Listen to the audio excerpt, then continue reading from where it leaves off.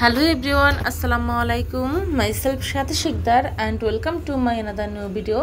বিশ্বের যে প্রান্তে বসে আজকে আমার এই ভিডিওটা দেখছেন না কেন, সবাইকে জানাই আন্তরিক শুভেচ্ছা এবং অভিনন্দন। সো সবাই কেমন আছেন? আশা করি সবাই ভালো আছেন। আল্লাহর রহমতে আমিও ভালো আছি। বরাবরের মতো নতুন আরও একটা ভিডিও নিয়ে আপনাদের সামনে হাজির হয়ে গিয়েছি। আশা করি আমার আজকের ভিডিওটা আপনাদের ভালো লাগবে। তো যাই হোক, আজকের এই ভিডিওটা ছিল শুক্রবারের ভিডিও। আপনারা জানেন যে আমার দেবর কিন্তু আমার বাসা থেকে চলে গিয়েছে, ও নতুন একটা বাসা নিয়েছে ওর অফিসের কাছেই। তো আজকে শুক্রবার, ও কিন্তু বৃহস্পতিবার অফিস করে আমার বাসায় চলে এসেছে। তো ওর জন্য আজকে কিছু টুকিটাকি রান্নাবান্না করব। তো আজকে যে বৃহস্পতিবার রাতে যে আইটেমগুলো আমি রান্না করেছিলাম সেটাই আপনাদের সাথে শেয়ার করছি। তো বিকালবেলা নূর কিন্তু ঘুমিয়ে পড়েছিল, আর নূর ঘুমানোর পরই কিন্তু আমি রান্নাবান্না শুরু করেছি।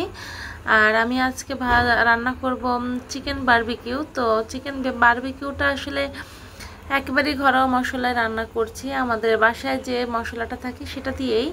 তো এটা আমি প্রায় 1 থেকে 1.5 ঘন্টার মতো ম্যারিনেট করে রেখে দিয়েছিলাম। এখানে এখন আমি সবগুলো মাংস দিয়ে তারপর ভেজে নিব, যেহেতু আমরা মাত্র 5 জন মানুষ। তো এখানে কিন্তু সেই পরিমাণেই মাংস দিয়ে এটাকে রান্না করছিলাম আর রান্না করছি, আর এর সাথে সাথে এত সুন্দর একটা স্মেল বের হয়েছে খাবারের, যা বলার বাইরে। তো যাই হোক, এই যে কচু গাছটা দেখছেন, এই গাছটা কিন্তু আমি এখানে রেখেছিলাম একটু ক্যামেরায় ভালো দেখাবে এই জন্য। তো যাই হোক, গরম লেগে পাতাগুলো একটু পুড়ে গিয়েছে।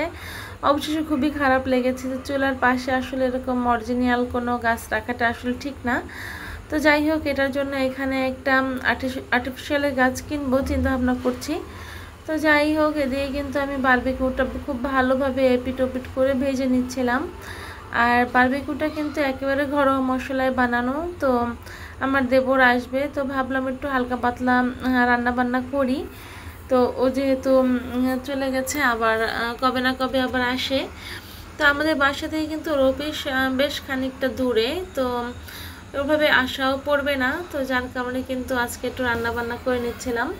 আর এইদিকে নূরও খুব মাংস খেতে ইচ্ছে করছিল, তো ওদের বায়না মেটাতেই আজকে রান্নাটা করে নিলাম। এইদিকে কিন্তু আমি মুরগির এই যে এটা ভালো করে ভেজে নিয়েছিলাম, আর এরপরে এটা কিন্তু আমি একটু মশলা দিয়ে, মানে এইটা মাখানোর যে মশলাটা ছিল সেটা দিয়েই আমি খুব ভালোভাবে কষিয়ে রান্না করে নিয়েছিলাম। এইদিকে মশলাটা থেকে এত সুন্দর স্মেল বের হচ্ছিল, মনে হচ্ছে যেন বাজার থেকে বা দোকান থেকে আমরা যে বারবিকিউটা কিনে খাই ঠিক সেটা। তো যাই হোক, আসলে রান্নাটা কিন্তু বিষয় না, বিষয়টা হলো তেলের যে বিষয়টা থাকে। বারবিকিউটা আমি মনে করি যে সরিষার তেল দিয়ে রান্না করলে বেটার হয়। তো যাই হোক, আমার বারবিকিউটা রান্না করা কমপ্লিট হয়ে গিয়েছে। আর এইদিকে আমি কিছু কলমি শাক কিনে এনেছিলাম, তো এটা এখন একটু কুচি কুচি করে কেটে নিচ্ছি। আমার বাসায় কিন্তু সবাই কম বেশি কলমি শাকটা পছন্দ করে, আর এটা যেহেতু চিংড়ি মাছ দিয়ে যদি ভাজি করি তাহলে আর সবাই আরও বেশি পছন্দ করে। তো ভাবলাম যে একটু শাক পাতা রাখা দরকার, কারণ অনেকেই চিন্তা ভাবনা করে মাছ মাংস খেতে ভালো লাগে না, একটু শাক থাকলে কিন্তু অনেক বেশি ভালো লাগে। তো যাই হোক, এখানে কিন্তু কলমি শাকটা আমি সুন্দর করে কুটে তারপরে এটাকে ভাজি করব। আর এদিকে কিন্তু আসলে ছোট ভাইটা চলে যাওয়ার পর কিন্তু অনেক বেশি খারাপ লাগছিল, তো সেই খারাপটা কাটিয়ে উঠতেও বেশ কিছুটা সময় লেগেছে। তো যাই হোক, আমার বিয়ের পর কিন্তু তেমন একটা আমার শ্বশুর বাড়িতে থাকা হয়নি, 10 দিন 15 দিন এরকমই থাকা হয়েছে। তো এর ভিতরে কিন্তু আমার দেবর আমার বাসায় এই প্রায় 1.5 মাস ছিল। তো ও আসলে খুবই ঠান্ডা একটা মানুষ, মানে কি বলবো, অনেক ভালো একটা মানুষ। তো ওকে নিয়ে আমার কখনোই কোনো রকম ঝামেলা হয়নি, কখনো খাবার খারাপ হলেও বলেনি যে খারাপ লেগেছে, খাবারটা ভালো হলেও মানে বলেছে না এটা খুব ভালো হয়েছে।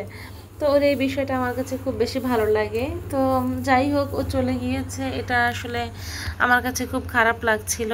তো যাই হোক, আপন মানুষ কাছ থেকে চলে গেলে খারাপ লাগে, কিন্তু মাঝে মাঝে কিন্তু কিছু মানুষকে নিজের জীবন থেকে বিদায় দিতে হয়। তো এই বিদায় কিন্তু সারা জীবনের জন্য বিদায় না, হয়তো বা কাছ থেকে একটু দূরে পাঠানো।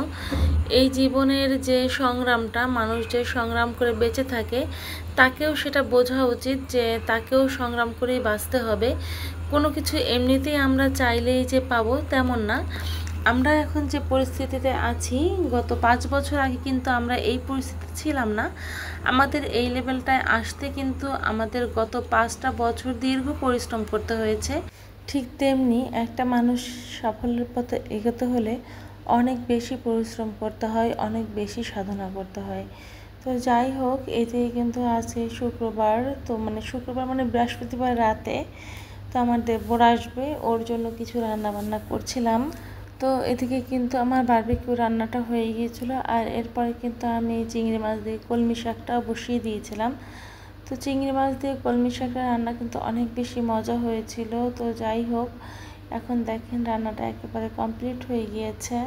আপনি জীবনে যত বেশি পরিশ্রম করবেন তত বেশি কিন্তু আপনার উন্নতিটা সামনে দিয়ে এগিয়ে আসবে।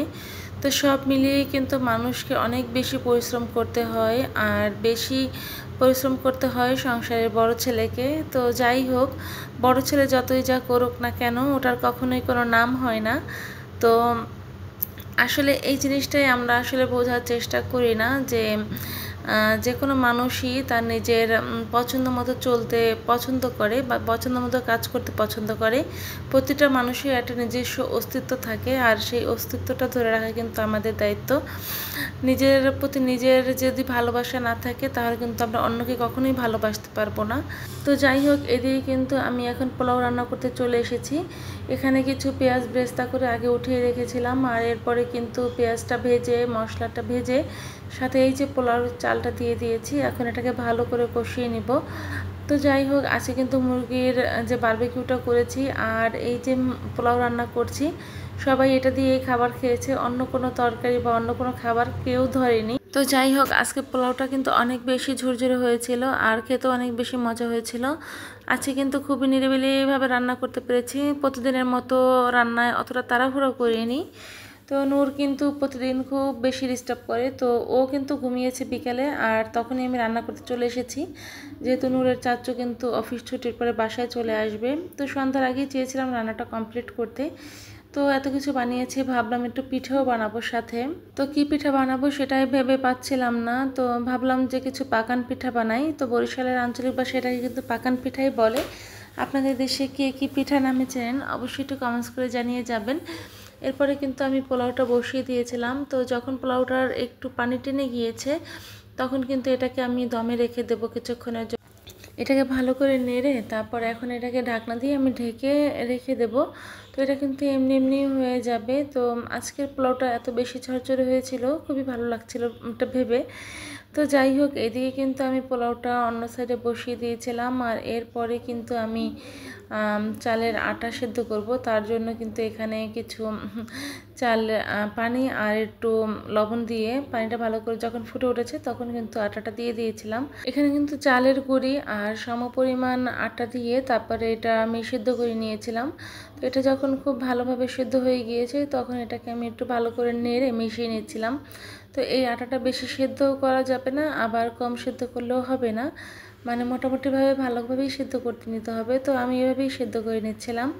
আর এই দিয়ে কিন্তু আমার পোলাওটা একেবারে রান্না কমপ্লিট হয়ে গিয়েছিল। এরপরে আমি কিন্তু এখানে একটু পেঁয়াজ বেরেস্তা দিয়ে উপরে এখন এটাকে ঢেকে রেখে দেব। তো আমার পোলাওটা দেখতে কিন্তু অনেক বেশি সুন্দর লাগছিল।